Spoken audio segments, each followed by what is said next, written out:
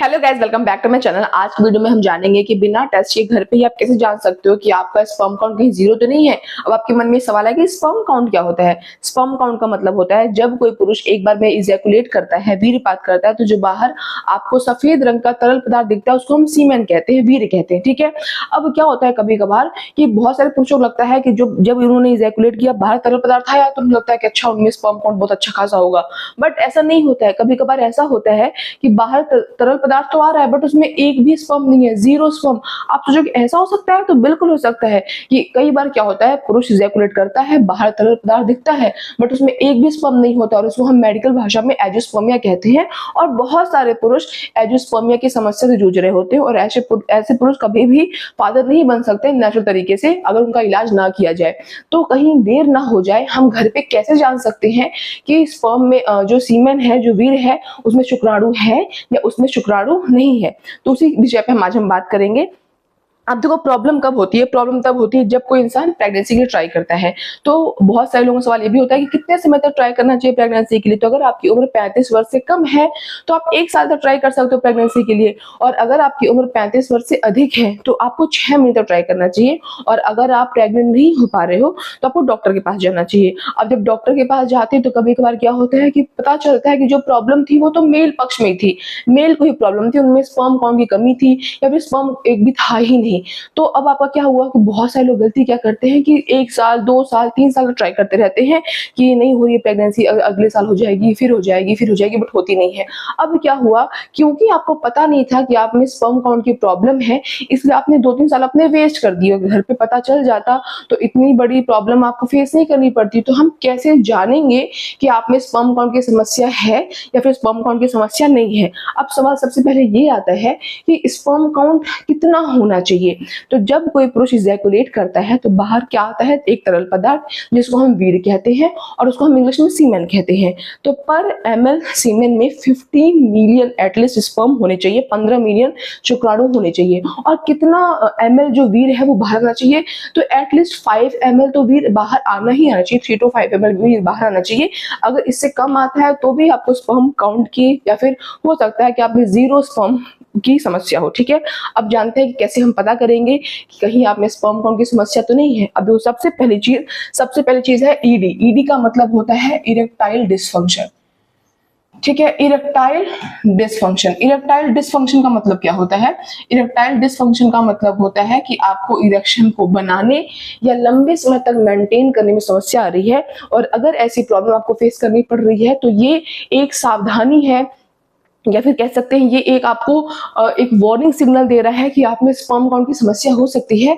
तो बिना देरी करे आप डॉक्टर के पास जा सकते हो और अगर आप चाहो तो आप घर पे भी टेस्ट कर सकते हो। देखो, यहाँ से आपको पता चल सकता है कि आप में स्पर्म काउंट की प्रॉब्लम है। ठीक है, आप में टेस्टोस्टेरोन हार्मोन की भी समस्या हो सकती है। तो यहाँ से आपको वार्निंग सिग्नल मिल गया। और अगर आपको कंफर्म करना है कि सचमुच क्या मुझे स्पर्म काउंट की प्रॉब्लम है या नहीं है, तो आप एक काम कर सकते हो। जैसे फीमेल की किट आती है ना, जिसमें हम प्रेगनेंसी टेस्ट करते हैं, अपना जो प्रेगा न्यूज वगैरह होता है, वैसे ना मेल के लिए भी किट आती है जिसमें वो टेस्ट कर सकते हैं कि उनका स्पर्म काउंट सही है या फिर नहीं है। ठीक है, अब वो थोड़ी सी महंगी आती है, एक्सपेंसिव आती है, बट हम उस पर घर पे टेस्ट कर सकते हैं अगर आपको कंफर्म करना है तो। और अगर आपको ये देखना है कि मतलब आपको एक वार्निंग मिल जाए, आप पहले ही सावधान हो जाओ कि कहीं स्पर्म काउंट की समस्या तो नहीं है, तो ये प्रॉब्लम आपको फेस करनी पड़ सकती है। ये प्रॉब्लम दिख रही है, इसका मतलब कुछ ना कुछ प्रॉब्लम है। आपको तुरंत बिना डिले करे किस स्पेशलिस्ट के पास जाना चाहिए। ठीक है, तो पहली प्रॉब्लम तो ये हो गई। नेक्स्ट है पीएमई। पीएमई का मतलब होता है premature ejaculation. Pre mature ejaculation का मतलब क्या होता है कि जो आपको इजैकुलेशन है वो बहुत जल्दी हो जा रहा है। ठीक है, अब देखो, प्री मैच्योर इजैकुलेशन में 2 चीजें हैं कि अगर मान लो बहुत जल्दी इजैकुलेशन हो गया और मान लेते हैं कि आपको स्पर्म काउंट की प्रॉब्लम नहीं है, तब तो प्रेगनेंसी हो जाएगी। बट ऐसा भी हो सकता है कि प्री मैच्योर इजैकुलेशन भी हो रहा है और साथ ही साथ आपको स्पर्म काउंट की प्रॉब्लम भी है, क्योंकि कई बार क्या होता है, premature ejaculation other reason की वजह से भी हो सकता है। बट अगर प्री मैच्योर इजैकुलेशन भी हो रहा है और आप देख रहे हो कि साथ साथ आप 6 महीने से 7 महीने से ट्राई कर रहे हो और प्रेगनेंसी भी नहीं हो रही है, इसका मतलब ये एक वार्निंग सिग्नल है और आप में स्पर्म काउंट की कमी हो सकती है। ठीक है, अब देखो नेक्स्ट क्या होता है। नेक्स्ट होता है एसपीसी, यानी कि आपका स्पर्म काउंट। ठीक है, स्पर्म की कंसिस्टेंसी। अब जो आपके स्पर्म की कंसिस्टेंसी है उसमें क्या होता है स्पर्म की कंसिस्टेंसी में कि बहुत सारे जो एक नॉर्मल स्पर्म की कंसिस्टेंसी होती है थोड़ी सी थिक होती है, ठीक है, हल्का सा जो वाइट कंसिस्टेंसी होता है, जो आपका सीमेन होता है, सीमेन की कंसिस्टेंसी में बात कर रही हूँ कि लिक्विडी होता है, हल्का सा वाइट होता है। बट अगर आपके स्पर्म की कंसिस्टेंसी, सीमेन की कंसिस्टेंसी एकदम बिल्कुल पानी जैसी है, एकदम पानी जैसा पतला है, इसका मतलब उसमें स्पर्म नहीं है, शुक्राणु की संख्या बहुत कम है, या फिर शुक्राणु की संख्या उसके अंदर शून्य है। तो आपको अपने वीर्य की कंसिस्टेंसी देखनी है। अगर बहुत ही पतला है, बिल्कुल पानी जैसा है, तो आपको में टेस्टोस्टेरोन हार्मोन की कमी, साथ ही साथ स्पर्म काउंट की कमी आपको आप में हो सकती है। तो आपको देरी नहीं करनी चाहिए, ठीक है। अब कई बार क्या होता है, बहुत सारे लोगों का जो सीमेन होता है, जो वीर्य होता है, वो येलो कलर का हमको दिखाई देता है, हल्का ग्रीनिश कलर का दिखाई देता है। तो इसका मतलब आपको इन्फेक्शन भी हो सकता है। तो आपको इस कंडीशन में तो बिल्कुल भी डिले नहीं करना चाहिए, स्पेशलिस्ट के पास जाना चाहिए, ठीक है। अब तो नेक्स्ट क्या होता है, नेक्स्ट कहते हैं हम LSD। LSD का फुल फॉर्म होता है लो सेक्सुअल डिजायर। लो सेक्सुअल डिजायर, लो सेक्सुअल डिजायर का मतलब होता है कि या तो आपका जो सेक्सुअल डिजायर है वो पहले से ही कम था, मतलब पहले भी नहीं था, अभी भी नहीं है, या फिर ऐसा होता है कि समय के साथ आप नोटिस कर रहे हो कि आपकी जो सेक्सुअल डिजायर है बिल्कुल कम होती जा रही है, घटती जा रही है। तो ये भी बहुत बड़ा वार्निंग सिग्नल हो सकता है, बहुत बड़ी प्रॉब्लम हो सकती है। ये बताता है कि आप में स्पर्म काउंट की हो सकता है क्या हो, कमी हो गई हो। अब इससे क्या होगा, अगर आपकी सेक्सुअल डिजायर कम हो जाएगी तो अगर हो सकता है कि आप में स्पर्म काउंट फिर भी ठीक ठाक हो, आप उस स्पर्म काउंट के साथ प्रेग्नेंट अपनी फीमेल पार्टनर को कर सकते हो, आप कंसीव कर सकते हो।